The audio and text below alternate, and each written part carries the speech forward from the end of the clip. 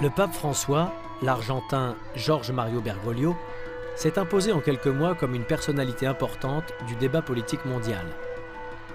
Sa manière originale d'occuper le trône de pierre ne laisse personne indifférent et suscite des interrogations au sein même du Vatican.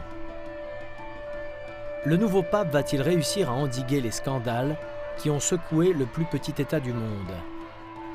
François suscite la controverse. Sa volonté de réforme se heurte à de nombreuses résistances au sein de l'Église.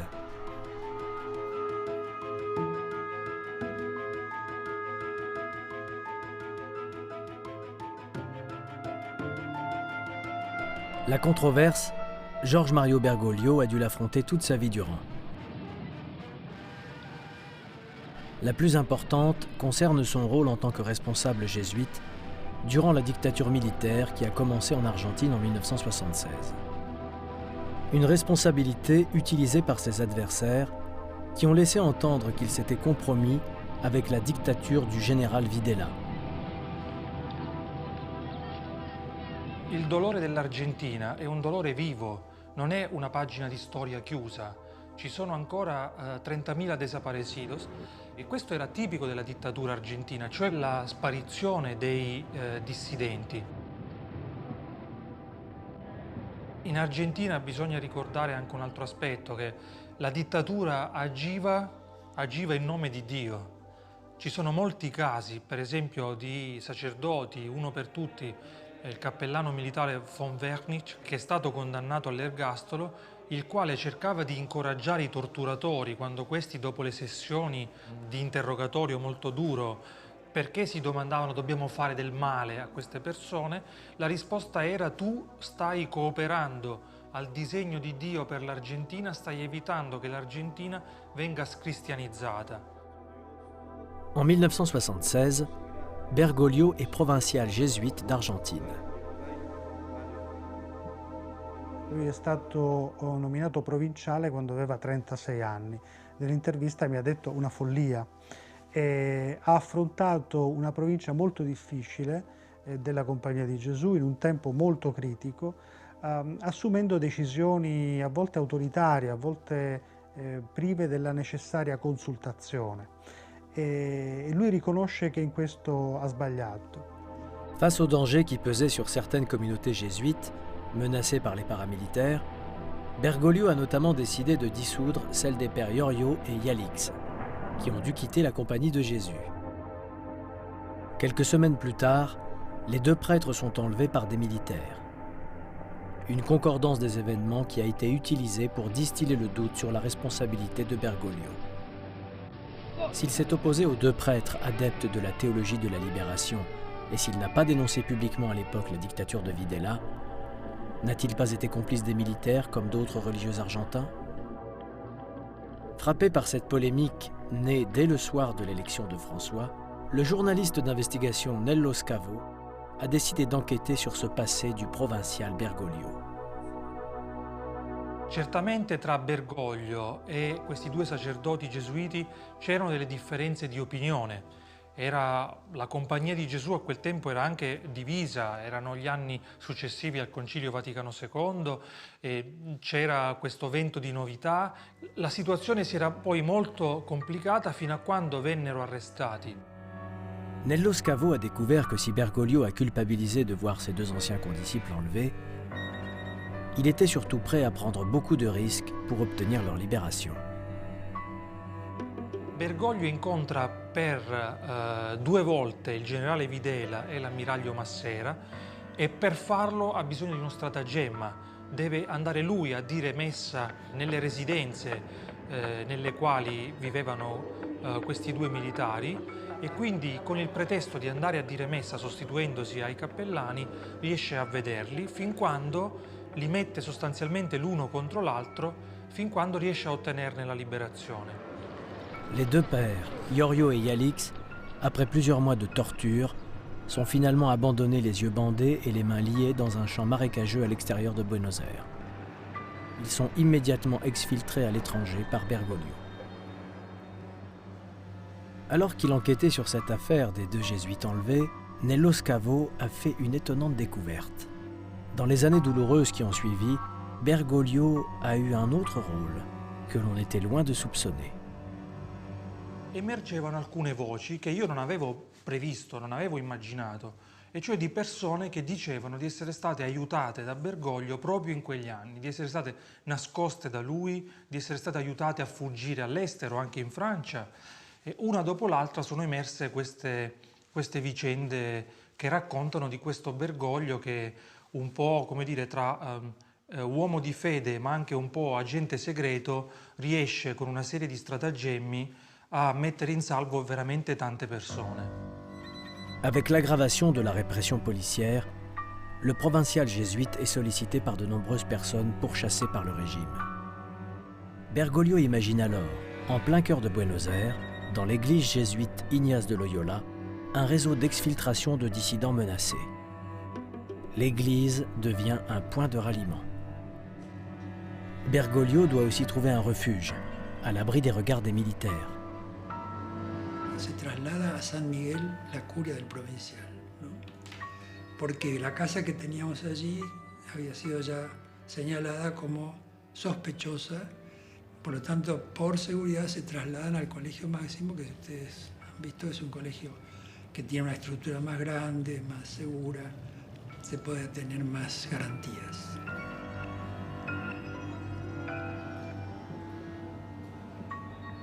La cosa sorprendente è che a Bergoglio non si rivolgevano solamente i perseguitati cristiani, cattolici, credenti, ma anche moltissimi di sinistra, comunisti, atei. Lui non ha fatto mai differenza, ecco, tra uomini, donne, credenti e non credenti. E questo accadeva nel collegio di San Miguel de Buenos Aires. Me llamaba la atención de algunos que venían a hacer retiros espirituales. Yo decía, qué largo que son estos retiros. Estaba esperando a conseguirles documentación para sacarlos del país, ¿no? Y gracias a eso salvó a bastantes personas, incluso a uno que lo llevó hasta Puerto Iguazú para que pudiera pasar a Brasil. Y lo vistió de sacerdote, así de clerman. Émergent peu à peu les voix de ceux qui ont été aidés ou sauvés par un jeune responsable jésuite de moins de 40 ans. Une juge pourchassée par les militaires, des séminaristes acquis à la théologie de la libération, un étudiant trop péroniste aux yeux de la junte. Si certains ont eu la vie sauve, tous n'ont pas eu cette chance. Comme Esther Balestrino de Carrega, un ancien professeur de Georges Bergoglio, qui lui confie, trop tard, ses documents marxistes les plus compromettants, avant d'être enlevé puis jeté dans l'océan depuis un avion, lors d'un de ces vols de la mort qu'affectionnaient les paramilitaires argentins.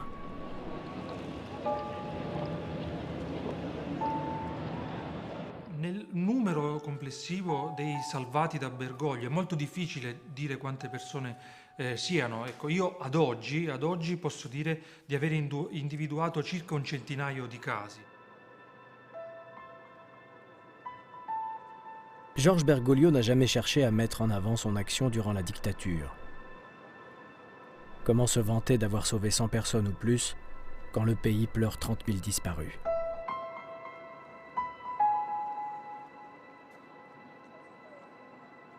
Le mandat de provincial jésuite de Georges Bergoglio s'achève en pleine dictature en 1979.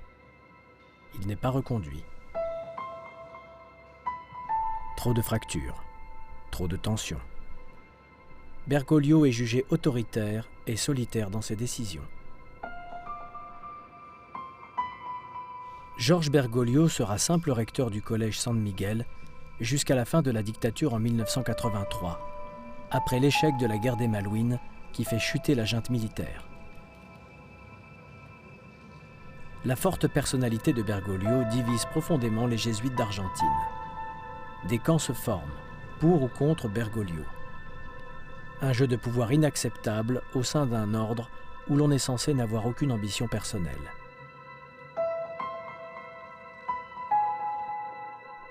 Ses supérieurs, exaspérés, finissent par l'envoyer en exil, loin de Buenos Aires, à Cordoba, à 600 km au nord de la capitale. Une punition, une mise au placard dans la plus ancienne église du pays, édifiée par les missionnaires jésuites au XVIIe siècle. À 50 ans, Bergoglio connaît une traversée du désert qui ébranle violemment les certitudes du religieux. Il periodo di Cordova certamente è stato molto difficile. Questo l'ho capito anche per il modo in cui mi ha parlato di questo tempo di estrema difficoltà per lui, una crisi spirituale, diciamo. E anche in questo mi ha colpito il suo mostrarsi in tutta la sua fragilità, un momento che lo ha profondamente colpito e che rischiava poi di far deviare la sua vita, la sua spiritualità personnale. Une retraite d'office qui force le jésuite à réfléchir à ses erreurs passées. Comment gouverner? Que signifie être responsable d'une collectivité quelle qu'elle soit? Autorité et collégialité sont-elles compatibles?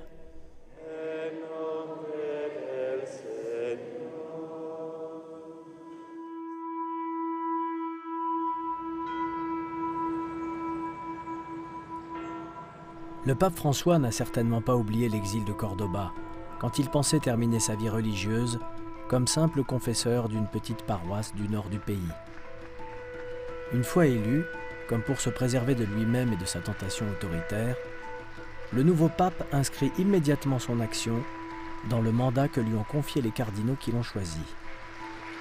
El contenido de lo que había que hacer, todo viene de la vertiente de las congregaciones generales que tuvimos los cardenales. Fueron cosas que los cardenales pedimos al que iba a ser el nuevo papa. Yo me acuerdo que pedía muchas cosas, pensando en otras. Les cardinaux ont demandé à François de changer le fonctionnement de l'administration vaticane. C'est ce qu'il fait immédiatement. Le très controversé secrétaire d'État de Benoît XVI, numéro 2 du Vatican, le cardinal Bertone, est renvoyé. Il est remplacé par un diplomate, le cardinal Parolin. François va plus loin. Afin de briser la mainmise du secrétaire d'État sur le Vatican, il crée un nouveau poste de secrétaire à l'économie, confié à l'Australien George Pell. La décision de François, certainement la plus symbolique, et qui restera dans les annales d'une église habituée à tout attendre du pape, est la constitution d'un conseil des cardinaux. 8 responsables venus du monde entier sont chargés d'assister le pape dans ses décisions. C'est quand même une manière d'exercer la fonction pontificale assez nouvelle. Et du coup, ça peut aussi aider dans l'Église pour dire, dans l'Église, on a besoin peut-être de plus de concertation. L'évêque ne peut pas décider tout seul. D'ailleurs, le pape François le dit. Il faut qu'il se fasse entourer. Il faut qu'il écoute les laïcs. Il faut qu'il écoute les gens qui l'entourent. Donc là, il y a quand même une forme de démocratisation, même si c'est un terme plus politique que religieux, qui est en train de se mettre en place et qui est vraiment nouvelle. Que François change la manière de gouverner l'Église est insupportable pour de nombreux membres de la curie romaine. Une sourde opposition s'organise au Vatican. Les plus traditionalistes n'acceptent pas que le souverain soit descendu de son trône. Les petites phrases assassines se répandent dans Rome contre ce pape qui ose désacraliser la fonction. Plutôt que de reculer face à la grogne, François contre-attaque et va encore plus loin. Lors d'un discours d'une extrême violence adressé à son administration fin 2014, le pape dresse la liste des 15 maladies de la curie, appelant chacun à un examen de conscience. Du jamais vu dans les salons feutrés du Saint-Siège. Vorrei menzionare alcune di queste probabili malattie curiali. Celui qui se sent immortel ou indispensable. Ceux atteints d'Alzheimer spirituel et qui oublient l'Évangile. François rajoutant à sa liste la vanité, la médisance, la rivalité, l'indifférence, la mondanité. Et puis en interne au Vatican, c'est un patron, un vrai patron. C'est un peu ce qui change d'ailleurs, c'est qu'avant le pape régnait, là on a un pape qui gouverne, qui s'invite dans des réunions, que vous pouvez croiser parfois dans l'ascenseur. On voit le pape directement. Ça c'est un grand changement de culture, de gouvernance au sein de la curie. Ils ont un patron sur le dos maintenant. Et ça, qui est très déterminé, ce côté un peu parfois général jésuite qui fait avancer sa réforme. Cette capacité et cette volonté d'exercer le pouvoir, c'est un homme autoritaire aussi. c'est la pardon de Bergoglio. C'est-à-dire, il y a même des gens qui disent au Vatican aujourd'hui que c'est un caractériel. Le principal chantier du pape et de sa nouvelle équipe est celui de l'IOR, la sulfureuse banque du Vatican, au cœur de plusieurs scandales financiers depuis 30 ans. François sait que sa crédibilité dépend de ce dossier. Pas question de fléchir devant l'obstacle comme Benoît XVI avant lui. Pour la première fois, le pape autorise la police italienne à arrêter dans l'enceinte du Vatican un évêque soupçonné de blanchiment. L'ancien directeur et l'ancien président de la banque sont poursuivis pour détournement de fonds. Leurs comptes sont gelés. L'enjeu principal est de mettre fin aux règles opaques qui permettaient à l'IOR de ne pas respecter la réglementation bancaire internationale. We are working so that international financial standards will be followed in all the dicasteries and sections of the Holy See and the Governathorato. Généralement, dans l'Église catholique, surtout au Saint-Siège, on restait entre soi. Donc, par exemple, Benoît XVI avait nommé une commission pour gérer le problème de la Banque du Vatican, mais il avait nommé que des cardinaux. Là, il a fait appel à des experts laïcs, non pas forcément catholiques, mais des experts. Donc ça, c'est déjà très nouveau. Il y a une forme d'ouverture et de transparence. Après plusieurs audits qui ont permis d'étudier les comptes un à un, des centaines sont fermés. Des dizaines de millions d'euros sont sortis de la banque, leurs propriétaires étant invités à laver leur argent sale ailleurs. Un grand ménage qui vaut au pape de sérieuses menaces de la part de la mafia italienne, qui avait pris l'habitude d'utiliser l'IOR. Des juges italiens ont alerté le Vatican sur les risques qui pesaient désormais sur la sécurité du pape.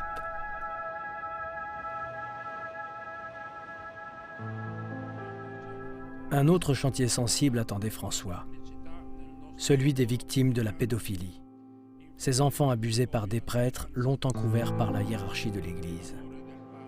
Si le pape Benoît avait initié un changement de doctrine, François sait qu'il doit aller plus loin. Su questo si deve andare avanti, avanti, tolleranza zero. Pour la première fois, un évêque a été incarcéré au Vatican après sa destitution. Pour la première fois, le pape a lui-même reçu des victimes d'abus sexuels pour leur demander pardon les yeux dans les yeux. Et pour que ce geste devienne public, il l'a répété face aux victimes, lors de sa messe matinale à la résidence Sainte-Marthe. Ante Dios y su pueblo, expreso mi dolor por los pecados y crímenes graves de abusos sexuales cometidos por el clero contra ustedes. Y humildemente pido perdón. Pourquoi est-ce que Jean-Paul II, pendant des années, a dissimulé tous les problèmes de pédophilie? C'est parce qu'il ne voulait pas qu'il y ait un scandale qui éclabousse l'institution. Et c'est contre cet état d'esprit que François veut rompre. Et donc, il sort tous les problèmes. Et il dit aujourd'hui, la Banque du Vatican, si on apprend qu'il y a 300 prêtres et évêques qui sont mouillés dans des corruptions, tant mieux. Et ce sont des brebis galeuses qui vont quitter l'Église. Et ça, c'est des scandales qui ne pourront plus avoir lieu. L'ombre de Jean-Paul II plane sans cesse sur François. Le jésuite fait souffler un vent nouveau au Vatican. Il ne craint pas la comparaison avec celui qui vient d'être sanctifié par l'Église. Alors que Jean-Paul II incarnait l'obsession européenne et anticommuniste de l'Église, François fait surgir dans la basilique Saint-Pierre l'Amérique latine et sa théologie du peuple, en faisant chanter la Missa Criolla, composée par l'Argentin Ariel Ramirez. Señor, ten piedad de nosotros. Señor, ten piedad de nosotros. Señor, ten piedad de nosotros.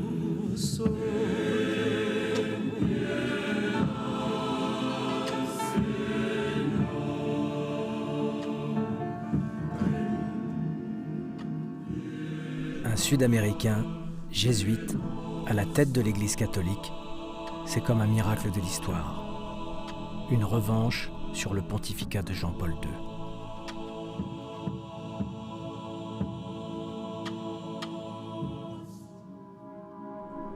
Les années 80 sont pour les jésuites comme un brutal coup d'arrêt. L'heure est à la fracture Est-Ouest du monde. En pleine guerre froide, le pape élu en 1978 a une idée très claire sur le positionnement que doit avoir l'Église. Le Polonais Karol Wojtyła, qui a pris le nom de Jean-Paul II, est très marqué par sa lutte contre le régime communiste dans son pays. Il défend un catholicisme de combat qui ne souffre aucune adaptation à la modernité.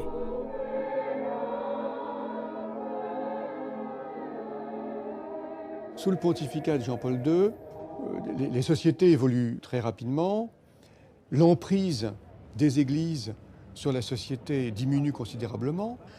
Donc Jean-Paul II a participé de cette culture, on pourrait dire, de la reconquête du monde par l'Église.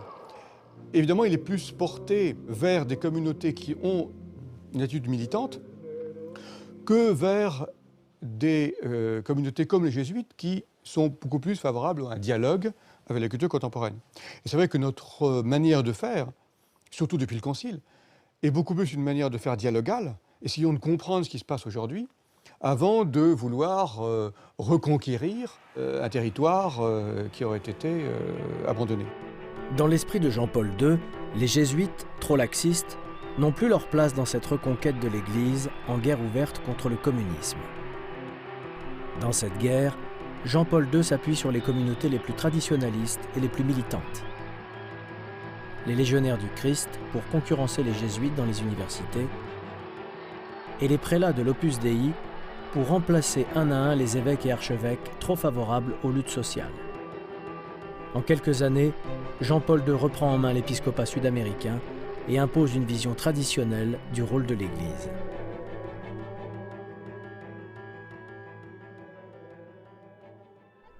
Une mise à l'écart des jésuites en Amérique latine que Georges Bergoglio vit de loin dans son exil forcé de Cordoba. Un exil dont il est tiré presque par miracle en 1992. La guerre froide est désormais terminée. Ce qui préoccupe l'archevêque de Buenos Aires, Quaranchino, c'est l'efficacité de l'Église auprès du peuple argentin.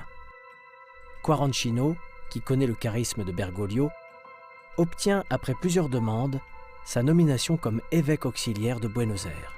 Bergoglio est un homme de pouvoir. Il sait manœuvrer, il sait séduire. En Argentine, il a des ennemis qui disent en fait Bergoglio, il sait comment accéder au poste de pouvoir. Donc le mystère de Bergoglio, il est là.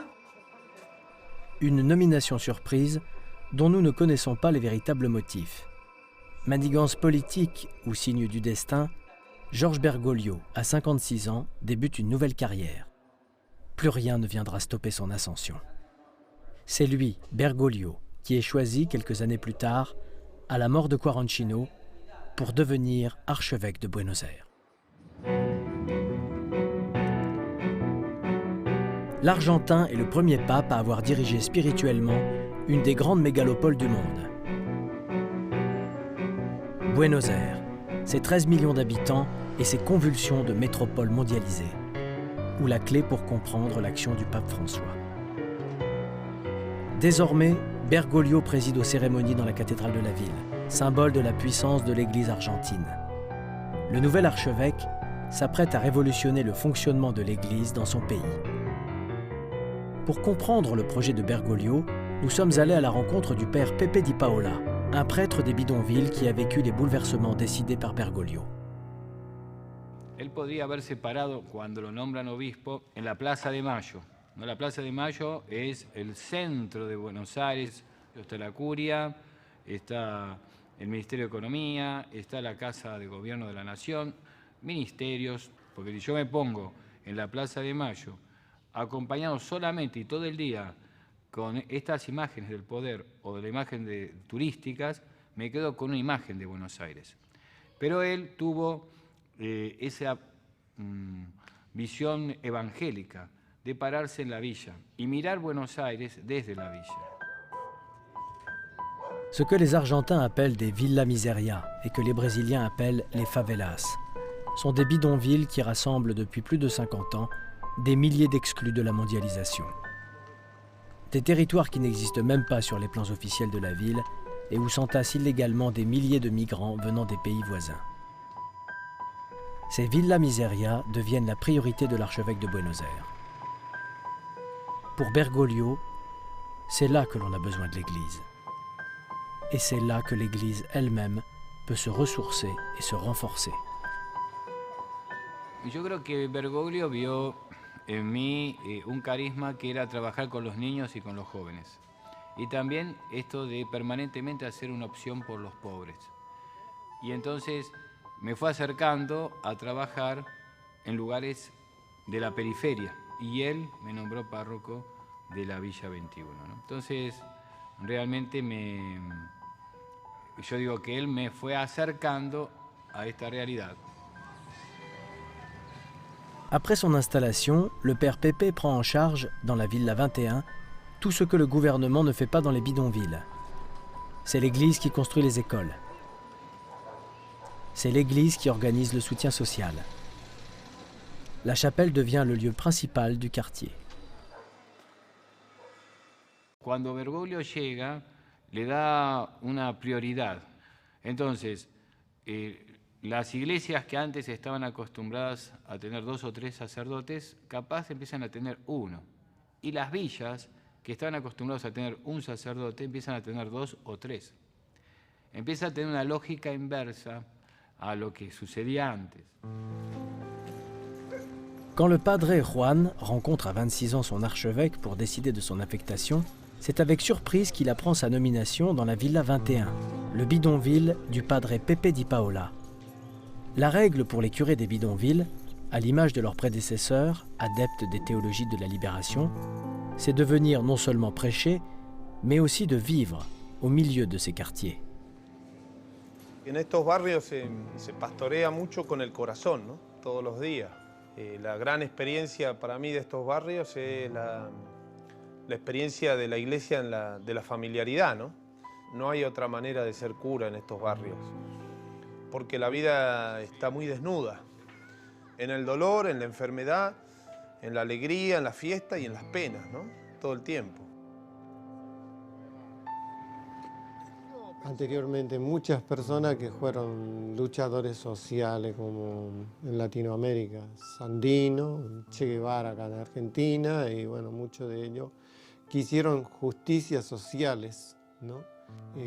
Esta nueva revolución, digamos, que es parte de la iglesia, de los sacerdotes, los curas tercermundistas, se acerca mucho a nosotros. Bergoglio fue la entrega de la cruz misionera. Nos reconocíamos con esta cruz que éramos los misioneros. Así que esa era una entrega de la cruz. Yo recuerdo cuando había muy poca presencia del Estado en las villas, año 97, 98, 99, capaz muy pocos funcionarios iban a las villas, pero el obispo de Buenos Aires estaba presente. Muchas veces lo encontrábamos en el 70, viajábamos del centro por acá, así que él recorría y caminaba todo el barrio y caminaba junto a nosotros, desde la mañana hasta la tarde él continuaba y caminaba. Él arriesgó mucho en los últimos años de su vida en el proyecto de iglesia de Buenos Aires. Arriesgó mucho.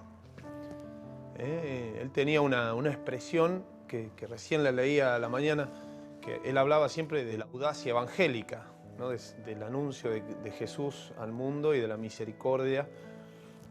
Y acá cuando empezó a hablar de eso, la verdad es que nadie le agarraba la bandera esa, ¿viste? Une option préférentielle pour les bidonvilles et les exclus qui isole l'archevêque de Buenos Aires. Bergoglio fait de sa chaire dans la cathédrale une tribune politique aux grandes dames des élites du pays qui s'y rassemblent chaque année. Dans des homélies retentissantes, Bergoglio dénonce les inégalités en Argentine. Un pays où, dit l'archevêque, tous n'ont pas leur place à table. Où seul un petit nombre profite. Où le tissu social se détruit.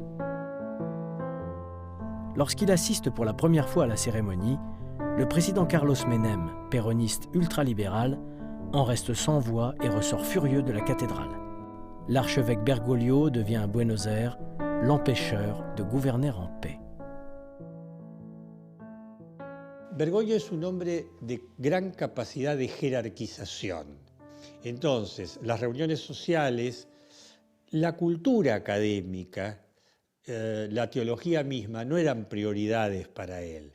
Para él las prioridades eran el acompañamiento de la gente más humilde, el problema de los jóvenes y la droga, el problema de los ancianos y el desentendimiento de la sociedad y la política.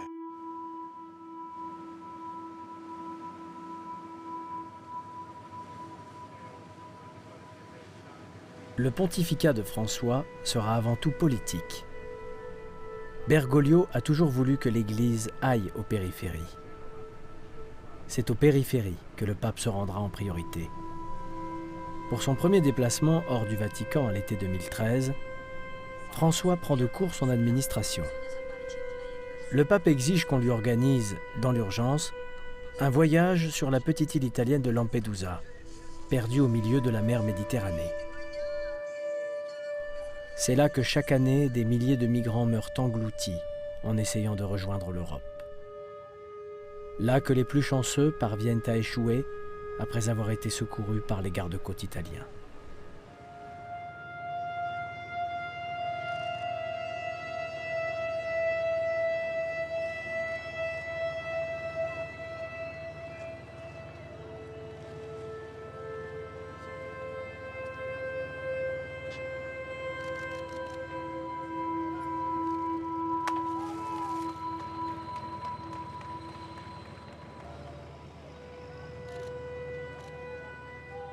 Lampedusa, c'est un message, ce voyage.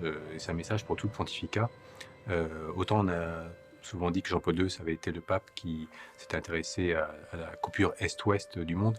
Là, il s'intéresse à la coupure nord-sud du monde. Lui-même argentin, il est le pape de la jonction nord-sud. Et ce voyage-là, ça montre ce lien qu'il veut établir entre deux mondes qui s'ignorent trop. Il fait ce geste absolument invraisemblable d'aller à Lampedusa. C'est un geste extrêmement politique. Et il le fait contre l'opinion publique, contre la majorité de l'opinion publique catholique, qui est très réservée sur la question des immigrés. Tanti di noi, me includo anche io, siamo disorientati, non siamo più attenti al mondo in cui viviamo. La cultura del benessere che ci porta a pensare a noi stessi ci rende insensibili alle grida degli altri, ci fa vivere in bolle di sapone che sono belle ma non sono nulla, sono illusioni del futile, del provvisorio che porta all'indifferenza verso gli altri. In questo mondo della globalizzazione siamo caduti nella globalizzazione dell'indifferenza. C'est quelqu'un qui sait très bien parler, qui a toujours le mot juste ou le geste juste. C'est un pape, vraiment pour notre époque, c'est un pape où la petite phrase compte, où l'oralité finalement compte plus que l'écrit, où le geste compte aussi beaucoup. Donc il est complètement aux normes et aux canons médiatiques modernes. Le trône de pierre devient pour François une opportunité lui permettant de dénoncer avec force les fractures du monde. Un message et surtout une manière de le délivrer qui ne vont pas cesser de surprendre et d'interroger les hiérarques catholiques, comme tous les fidèles. Sur la place du Vatican, le tribun fustige une société financière sans considération pour l'homme. Questo passa oggi, se gli investimenti nelle banche tutto calano un po', tragedia, come si fa? Ma si muoiono di fame la gente, non hanno da mangiare, non hanno salute, no? Non passa niente. Questa è la nostra crisi di oggi. En Calabre, au cœur d'un fief de la mafia italienne, le pape prend tous les risques en s'engageant violemment contre les mafieux et en prenant une décision historique, lourde de sens pour les catholiques. Coloro che nella loro vita hanno questa strada a male, come sono i mafiosi, non sono in comunione con Dio, sono scomunicati. Dans les quartiers déshérités de la ville de Naples, François exige du travail pour tous, tel un leader politique en meeting électoral. E quando non si guadagna il pane, si perde la dignità. E questa mancanza di lavoro ci ruba la dignità. Il y a eu pas mal d'inquiétudes dans les épiscopats, notamment d'Amérique du Nord. Il y a eu beaucoup d'articles qui sont sortis à peu près 3 ou 4 mois après son élection, disant « mais non, ce pape n'est pas marxiste, mais non, il critique pas tant que ça le capitalisme, etc. » Mais il y a une vraie crainte aujourd'hui d'un certain nombre de catholiques des États-Unis de voir ce pape qui est aussi critique et aussi dur avec l'économie de marché, avec le capitalisme. Et il me semble que là, il y a une vraie rupture par rapport à Benoît XVI et Jean-Paul II. Et ce qu'on attend aujourd'hui, c'est qu'il fasse un texte, ou qu'il permette à un texte de se produire, lui ou avec des collaborateurs, sur c'est quoi la bonne économie aujourd'hui aux yeux du pape et aux yeux des catholiques. Des accents populaires qui tranchent avec le style de ses prédécesseurs. À ceux qui le trouvent trop politique, François a choisi de répondre avec pédagogie sur la responsabilité de chaque catholique. La Chiesa è la comunità dei cristiani che adora il Padre, va sulla strada del Figlio e riceve il dono dello Spirito Santo. Non è un partito politico. No, non diciamo partito, ma un partito solo dei cattolici. Non serve. Ma un cattolico può fare politica? Deve. Ma un cattolico può immischiarsi in politica? Deve. Le pape a choisi la ligne qu'il défendra. Une cohérence politique puisée dans l'héritage de François d'Assise, celui qui lui a donné son nom, et qui défendait la simplicité, la paix et d'abord l'environnement, ce legs divin à préserver par-dessus tout. C'est ce mot d'ordre de saint François que le pape a choisi comme sujet de son premier texte politique, publié en juin 2015. Avec Laudato Si, loué sois-tu, c'est la première fois de l'histoire du Vatican qu'une encyclique papale est consacrée à l'écologie. Une exhortation adressée aux chefs d'État et de gouvernement, sommés de prendre en compte non seulement le dérèglement climatique, mais aussi la dimension humaine de l'écologie, ce refus de la misère et des inégalités sociales que François appelle l'écologie intégrale. Incoraggio la collaborazione tra persone e associazioni di diverse religioni per la promozione di una ecologia integrale. Dans ce texte commenté et débattu comme jamais un texte papal l'avait été auparavant, François impose à l'Église de nouveaux terrains de bataille intimement liés. Environnement et justice sociale. E tutti noi siamo immagine di Dio.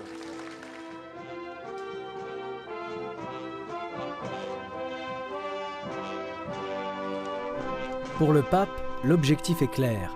L'Église doit retrouver sa place dans le concert des nations. La diplomatie vaticane semble tout à coup sortie d'un sommeil de plusieurs années et devient actrice de la paix dans le monde. Cet idéal cher à saint François d'Assise. La paix, pour le pape François, c'est avant tout la concorde entre les religions, incarnée à Jérusalem devant le mur des lamentations, avec le rabbin de Buenos Aires et un théologien musulman argentin, deux amis proches du pape. La paix, c'est aussi l'avertissement envoyé au gouvernement israélien devant le mur de séparation entre Israël et la Palestine. Aucune barrière qui divise, qui exclut, n'est acceptable. Le pape ira jusqu'à inviter les présidents israéliens et palestiniens à planter un olivier, symbole de paix, dans les jardins du Vatican. Le pape, pour Bergoglio, c'est un chef spirituel. Et il arrive à une époque où le monde est très en crise. Il y a la crise économique, une montée des intégrismes, une crise des valeurs majeures. Et apparaît à ce moment-là ce vieux cardinal argentin, Bergoglio, qui va s'imposer comme le grand leader spirituel de la planète.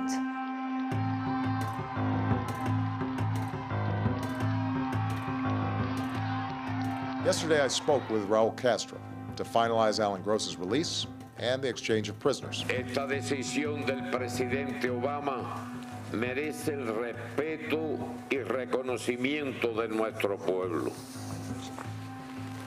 Quiero agradecer y reconocer el apoyo del Vaticano y especialmente del Papa Francisco.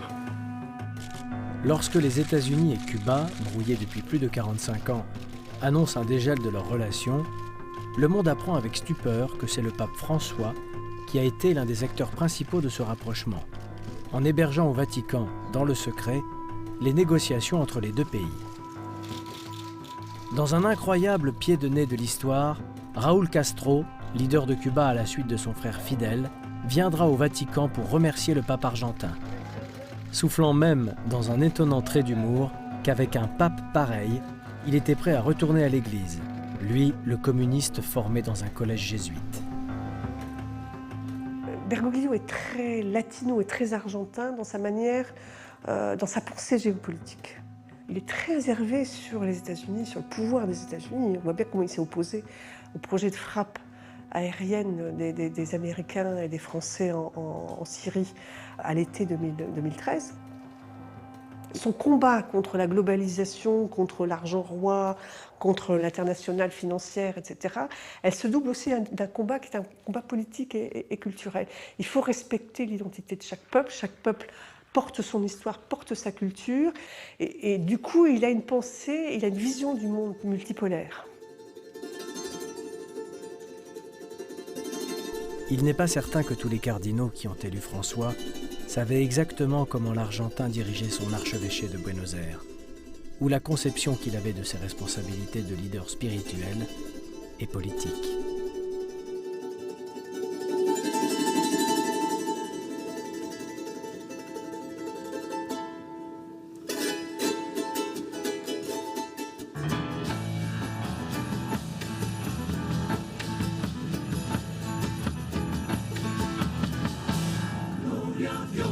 En las alturas de la tierra pasan los hombres.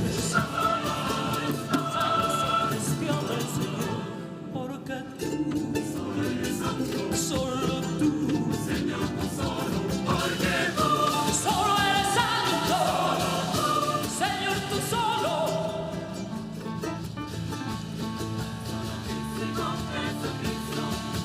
Con el Espíritu Santo.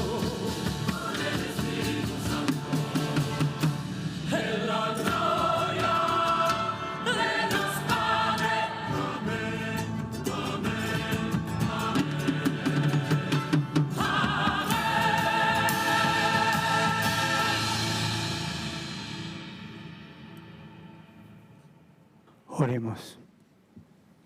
On ne peut rien comprendre à François si on ne connaît pas les difficultés qu'a traversé son pays dans les années 2000 et le rôle qu'a joué Bergoglio dans cette période douloureuse. En 2001, l'Argentine traverse la plus grave crise économique de son histoire. Les Argentins perdent toutes leurs économies lors d'un crash bancaire retentissant. L'inflation galopante empêche la majorité des gens de se nourrir correctement. Le peuple gronde et bientôt la rue s'enflamme.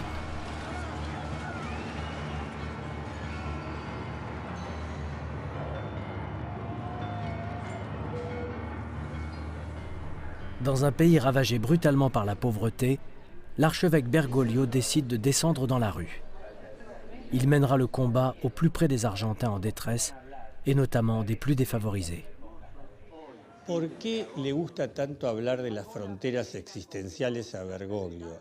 Porque él siempre fue un hombre de frontera, por dos convicciones. Una, porque cree que la misión de la Iglesia está en la frontera, no dentro. Y otra, porque él ve que la gente no está en los templos, está fuera. Entonces dicen a los sacerdotes y a los laicos comprometidos, ustedes tienen que ir donde la gente está. Es curioso porque, por un lado, es una persona tradicional en su fidelidad a la oración y por otra es muy novedoso también. Le combat de Bergoglio est avant tout celui pour la dignité des travailleurs, qu'ils soient immigrés exploités dans les ateliers clandestins ou cartoneros, ces chiffonniers de Buenos Aires, les plus précaires et les plus exposés à la violence de la nuit.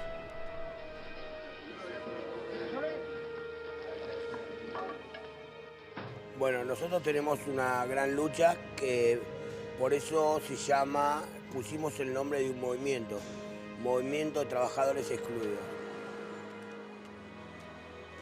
Jorge Bergoglio era un arzobispo que verdaderamente nosotros lo empezamos a conocer en una iglesia de los trabajadores, donde Jorge Bergoglio empezó a bautizar los hijos de los costureros, de los cartoneros, que decíamos, bueno, había extranjeros que no tenían su documentación, pero también sí se podían bautizar. Entonces esos fueron los primeros enlaces con él. Cuando era Jorge Bergoglio, dijo que no a la exclusión y el trabajo excluido. Fue a través de marchas, de cortes, tomarles legislatura, reclamar, hacer huelgas de hambre, para que ellos empezaran a escucharse y darse cuenta que no teníamos nada.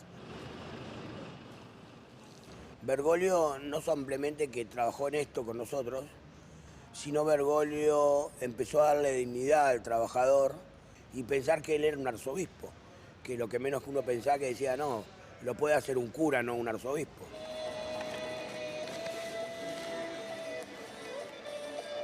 Les cartoneros, soutenus par l'archevêque Bergoglio, ont obtenu que plus de 4000 d'entre eux intègrent officiellement la société chargée du nettoyage de la ville. Un combat parmi d'autres pour Bergoglio, qui rassemble des foules nombreuses parmi les plus modestes. Un militantisme quotidien pour dénoncer les inégalités en Argentine.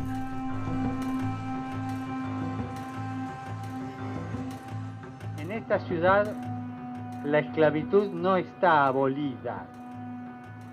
En esta ciudad la esclavitud está a la orden del día y bajo diversas formas. En esta ciudad se explota a trabajadores en talleres clandestinos. Y eso pasa en esta ciudad. Se cuida mejor a un perro que a estos esclavos nuestros, que se los patea, se los deshace. La gran ciudad de Buenos Aires. L'activisme politique de l'archevêque exaspère le pouvoir politique en place. Bergoglio avait énervé le péroniste de droite Carlos Menem à la fin des années 90. Il va faire enrager le péroniste de gauche Néstor Kirchner dans les années 2000. Néstor Kirchner considère que Bergoglio est son principal adversaire politique, ne voyant en l'archevêque qu'un opposant réactionnaire. L'entourage du président argentin multipliera même les rumeurs sur le passé de Bergoglio, sa complicité possible avec la junte militaire de Videla ou son appartenance à la garde de fer, la frange la plus extrémiste des péronistes de droite. Ciertamente es un hombre conflictivo para el poder, independientemente de que ese poder provenga de una línea política de derecha o de izquierda. No es un hombre fácil para un gobierno. Cuando un gobierno de izquierda habla de los pobres, pero no se ocupa de la gente pobre, cuando un gobierno de derecha habla de la tradición, pero está haciendo sus propios intereses, Bergoglio tiene ese elemento quizás profético de denunciar esa hipocresía.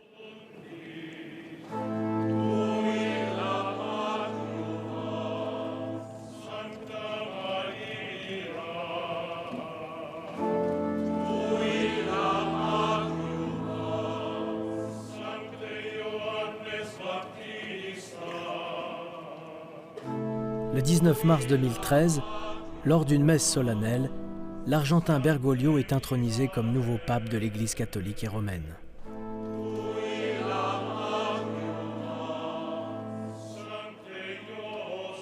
Moi, je dis aussi que c'est un destin, Bergoglio. C'est un destin. Bergoglio, il avait réservé sa chambre à la maison de retraite. Il devait terminer son mandat et finir retraité et aller dire la messe à San José et s'occuper de faire de l'apostolat dans son quartier de Flores, et puis il devient pape. C'est ça qui est fascinant. Au premier rang de la cérémonie se tient un invité très particulier de François, Sergio Sanchez, le cartonero de Buenos Aires, qui a choisi de porter son uniforme officiel, siglé de MTE, Mouvement des Travailleurs Exclus. Verdaderamente estaba a solo 6 metros de él. Para mí era una alegría porque yo veía pasar los presidentes, los reyes, los virreyes, pasaban todos para allá y se iban más lejos y yo estaba ahí nomás.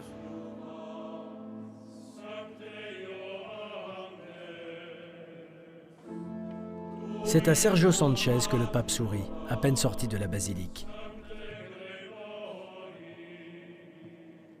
La présence du cartonero est comme un message envoyé à tous par François pour montrer qu'il a en tête un projet bien précis pour l'Église. Lors du conclave de 2005, le cardinal Bergoglio avait refusé que l'on vote pour lui car il ne souhaitait pas finir sa vie à Rome comme Jean-Paul II. Cette fois, il n'a pas pu refuser la responsabilité papale. Alors, il mettra en œuvre sa conception à lui de ce que doit devenir l'Église catholique. Une conception élaborée depuis 15 ans en Argentine. Ce n'est pas un pape qui va bouleverser la foi. Il va être en continuité totale avec tous les papes qui l'ont précédé, tous les évêques du monde entier sur la foi. Mais c'est pas là qu'est la rupture. La rupture, elle est dans la manière dont on considère la place de l'Église. À qui l'Église doit-elle s'adresser en priorité dans le monde d'aujourd'hui? Qu'est-ce qui prime? Le dogme et la règle ou l'accueil du plus grand nombre? Des questions posées depuis toujours par les jésuites et qui, depuis toujours, donnent lieu à de violentes controverses au sein de la hiérarchie catholique. Le mot d'ordre de François est la miséricorde, dont il a fait le thème d'un jubilé de l'Église et qu'il a inscrite sur son blason papal, reprenant le récit de la conversion de saint Matthieu tel que l'a peinte le Caravage dans l'une des toiles préférées du pape. Jésus regarda Matthieu avec miséricorde et le choisit. La miséricorde, c'est la compassion pour tous, le pardon de nos fautes. Pour François, l'Église doit faire preuve de compréhension pour les situations de chacun. Au nouveau prêtre, le pape demande de réouvrir les portes des églises. A me fa tanto dolore quando trovo gente che non va più a confessarsi perché è stata bastonata, male, sgridata. Hanno sentito che le porte delle chiese se le chiudevano in faccia. Per favore, non fate questo. Miséricordia, miséricordia. Il dit au fond, il faut d'abord aimer les personnes, les aider, et c'est parce qu'on les aimera et qu'on les aidera qu'elles pourront d'elles-mêmes changer leur conduite, évoluer. Et donc c'est un discours qui tranche profondément avec ce qui dominait dans l'Église jusqu'à présent, qui est qu'effectivement, il faut être en règle avec les sacrements, il faut être en règle avec la morale pour pouvoir être accueilli dans l'Église. Défendre des principes, avoir des principes, c'est important, mais ensuite, on fait ce qu'on peut dans la vie. Ça, je dirais, ça correspond assez bien, du reste, à la manière de faire jésuite. C'est-à-dire, bon, très bien, il y a des normes, se passer de normes éthiques fondamentales. Mais ensuite, chaque situation est particulière. C'est ce qu'on appelle la casuistique. La casuistique, ce n'est pas un gros mot épouvantable, ça veut dire qu'on a affaire à des cas. À chaque fois, on a affaire à des cas singuliers. Donc, on adapte la manière de faire au cas particulier. Je pense que son itinéraire est marqué par ça. Ahora todos se horrorizan con el matrimonio y los divorciados vueltos a casar y todo. Pero cuando él veía la historia de una mujer que se rompía el lomo, que tenía 8 hijos, que trabajaba, que estaba sufriendo tal y cual cosa y que venía a buscar un poco de consuelo en el Espíritu Santo, en la confesión y qué sé yo, y él se daba cuenta, no hacía falta que nadie le explique nada, que esa mujer podía comulgar tranquilamente, que estaba con Cristo. ¿Qué problema había, digamos, no? Como, aunque se fuera concubino, qué sé yo me parece que era sacerdote, era padre, entonces uno en eso me parece que es fiel a su gente también. Questo è il mio corpo, offerto in sacrificio per voi. La miséricorde, érigée en message central du nouveau pontificat, est considérée par certains ecclésiastiques comme populiste, car elle empêcherait ceux qui se conduisent mal de regarder la vérité en face. Ils opposent à cette miséricorde de François une rigueur doctrinale sans faille qui ne tolère aucun manquement aux règles édictées par l'Église. Cette opposition feutrée au message papal se transforme en conflit ouvert lorsque François décide d'organiser un synode sur la famille. Avec le synode, toute l'Église s'interroge, et très vite viennent dans le débat les questions des divorcés, remariés civilement, et des couples homosexuels qui souhaitent trouver une place dans l'Église. Tous ceux qui ne respectent pas les règles du mariage. De la même façon qu'au Concile de Vatican II, des cardinaux de Curie avaient intimé à Paul VI qu'il ne devait pas changer un certain nombre de choses, de la même façon, 5 cardinaux de Curie ont fait un livre public pour dire qu'on ne peut rien changer à la doctrine du mariage et du divorce, puisqu'en fait ça appartient à un dépôt intangible auquel on ne peut pas toucher à main d'homme, parce qu'en fait il appartient à la loi divine. Et ils le font à quelques jours de l'ouverture du synode, comme s'ils voulaient verrouiller par avance toute capacité du synode à discuter de cette question. La fronde contre le pape est menée par le puissant cardinal Muller, préfet de la Congrégation pour la doctrine de la foi, un ministère important du Vatican. Muller est soutenu par le cardinal américain Burke, qui diffuse sur Internet une pétition mondiale exigeant de François qu'il ne fasse aucune ouverture. Le numéro 3 du Vatican, l'Australien George Pell, se range lui aussi du côté des contestataires, comme des cardinaux italiens et africains qui refusent tout assouplissement des règles. En habile tacticien et pour éviter une guerre ouverte, François impose alors une procédure originale de synode. À un moment, il a dit, par exemple, ce qui m'intéresserait, c'est la voix de tout le peuple de Dieu. Donc en novembre, il lance une enquête dans le monde entier, mais il fallait donner les réponses avant le 20 décembre, c'était un peu rapide. Enfin, bref, dans mon diocèse, je l'ai fait, il y a eu quand même plus de 2000 réponses. Et dans la France, il y a 70 diocèses qui ont répondu, et la France a apporté son petit concours à cela. Ensuite, il fait une réunion avec tous les cardinaux, et il dit au cardinal Casper, faites-nous une longue introduction. Casper fait un discours de 2 heures, et ensuite tout le monde parle. Et après, il dit, attention, hein, ça c'est comme dans une symphonie, c'est l'ouverture, mais la vraie symphonie, ça va être toute l'Église en mouvement. Donc le synode des évêques, un synode extraordinaire, qui donne un peu toutes ses conclusions à tout le peuple de Dieu. Vous allez vous en saisir, hein, dans l'Église de France et d'Espagne et d'Allemagne et du monde entier. C'est intéressant. Ouais. Et après, avec ces retours, on aura un second synode qui sera un synode ordinaire, donc c'est octobre 2015, qui fera des propositions précises au pape, et après, lui, le pape, il prendra ses décisions. Donc ce n'est pas un truc qui va jaillir de son cerveau fertile à lui tout seul, vous voyez. Il a voulu que ça soit étalé dans le temps, non pas simplement pour donner un signe de l'importance qu'il accordait au sujet, mais aussi parce qu'il croit, et en cela il est jésuite, il croit que les gens bougent intérieurement, qu'ils changent intérieurement, et que de les faire travailler ensemble, de les faire parler ensemble, de les faire s'écouter les uns les autres, de les faire se confronter les uns aux autres, ça fait avancer le sujet parce que ça fait bouger les mentalités et les modes d'approche. Dans un exercice inédit de démocratie participative, le pape compte sur les croyants pour influencer les débats du synode. Il sait qu'il est soutenu par une majorité de catholiques en Europe, aux États-Unis et en Amérique du Sud.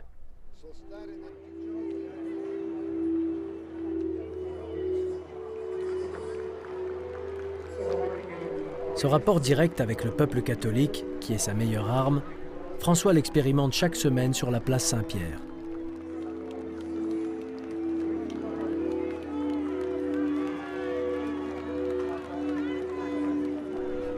Bien sûr, cette audience du mercredi est filmée par le Vatican et diffusée dans le monde entier. L'occasion pour François de tisser un lien puissant de proximité avec les fidèles, comme pour passer au-dessus de l'appareil du Saint-Siège, qui tente de résister aux changements qu'il propose. Il y a effectivement une mystique du peuple chez Bergoglio. On voit bien avec ce qui se passe tous les mercredis matin sur la place Saint-Pierre. Il y a ce rapport du chef avec le peuple.